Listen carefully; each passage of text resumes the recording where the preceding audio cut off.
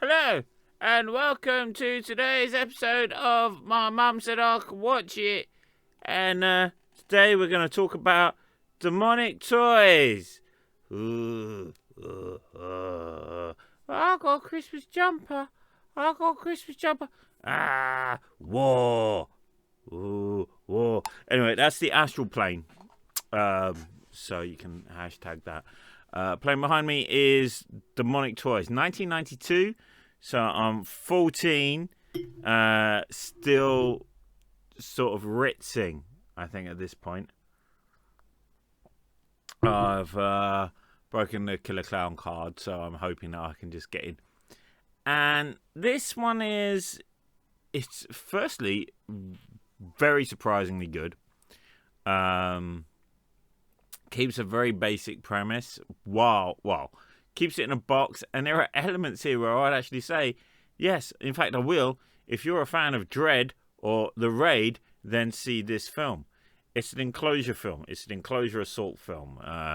Good guys versus the criminals. The criminals happen to be a Jack-in-a-Box, a Cuddly Bear, and Baby Oopsie, who wets themselves. So that is the key premise. So think of it as if the Game of Thrones lady, rather than was being Game of Thrones, was actually Cindy in the Dread film.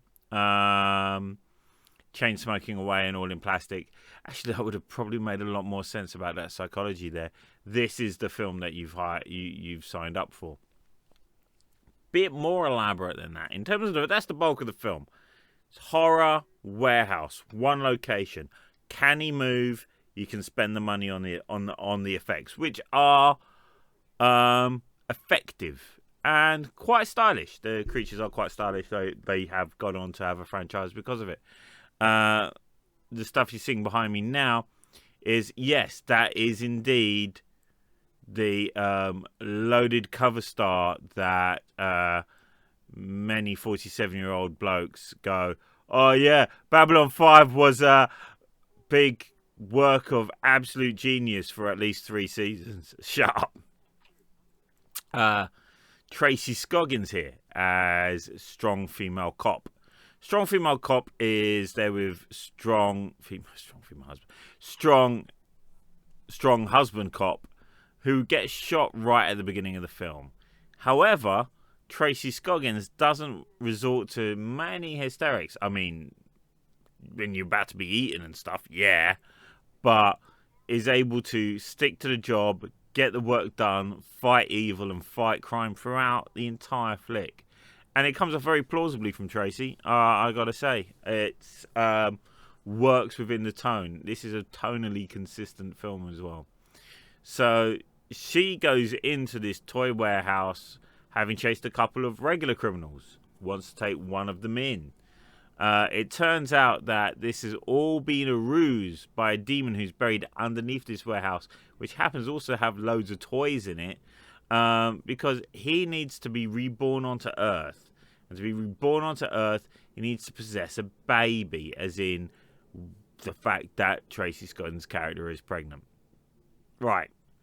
There you go. That's one layer there. You are able, though, to flesh this out with what Sean Hudson called shreddies. Shreddies are characters who are likable enough for you to be engaged in, so that when they're killed off arbitrarily, you give a shit and actually go, oh my god, the stakes have been raised. Unlike any sort of multiverse or DC film where an entire city block can be destroyed and everyone just goes, oh yeah, thoughts and prayers. This is brought up firstly by another Johnny Depp wannabe called Rick, who's working in a chicken shop, not an Uber, not WhatsApp. Back in the days when food would be delivered to you by the company themselves. Here, Pizza Hut would have their own bikers. They would have their own bikes. In this film, there's a chicken delivery food service with a car that has a chicken on it. Chicken head right on the top. Brilliant. I think it's just brilliant because it just never happened yet. It's so easy to accept. He's delivering food to his mate, the clinically obese, if not morbidly security guard, who, when questioned on whether or not he can use a gun, his answer is, "Lady, I was in Korea." You know what, mate? I really didn't ask about your summer vacation. That's not a mansplain even. That's just... I mean, let's be frank. We've all known men who would pull that move when the actual answer is, no, I've never used a gun in my life. They would just come out with, oh, yeah, I fought in Korea. No, I've been to Korea. See, yeah, even then, been to Korea. And runaway girl, sort of Erstat's love interest for Chicken Boy, who's been hiding there away from her abusive dad. People die, there's mutilations, criminals die, and Baby Oopsie has basically become the Chucky of this franchise. It is a franchise from this. In my own way, I've already covered Bad Channels and Doll Man, so I felt it'd be remiss not to cover this before I move on to Doll Man versus Demonic Toys. You know what? I'm saying that as if it's a ridiculous, tenuous thing, and then at the same time, I consider it a ridiculous, tenuous thing. It's about still more easily recognizable and easier to follow than the MCU. I'm not going to watch every show. That's just not going to happen. The script itself is written by David S. Goyer. I know, right? And the minute I saw his name, I just went, of course. You have the horror, you have the supernatural, you have it in a pulpy consistency. And he even is able to put in a bottle scene where you flash back to why the demon is buried underneath this warehouse of this perfectly happy, pensionable couple midwifing a young woman who dies trying to give birth to this demon. And you have the weirdest scene where they give the corpse to a bunch of kids, admittedly, albeit in a sack, and say, bury this and all your dreams will come true. So they go, oh, that's better than chocolate. It's not. It isn't. Wow, you mugs. You utter mugs. Oh, go and do a chore for me, then you'll feel better in terms of your strength of character. Utter mugs. So they go, realise that inside it is a demon, and run the fuck away. Okay, there's nips and tucks there, shall we say, but the fact is, David's built it in. There is one part of this film that I would go, no, move this out. This is sophomoric. Please, this is a student video in black and white with some sort of New Order playing in the background, or maybe the opening bars to Desolation by The Cure. And that's the dreams. He's been having these dreams. Scoggins Cop has been having these dreams, and war as these two kids play some sort of card game. Not Magic the Gathering. That would be its own pod easily.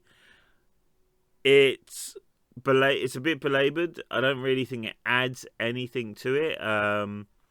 It does make me wonder the question about, okay, so this demon has been here for 66 years. It's taken this long for a pregnant woman to be like passing by for it to exert influence. I find that really no.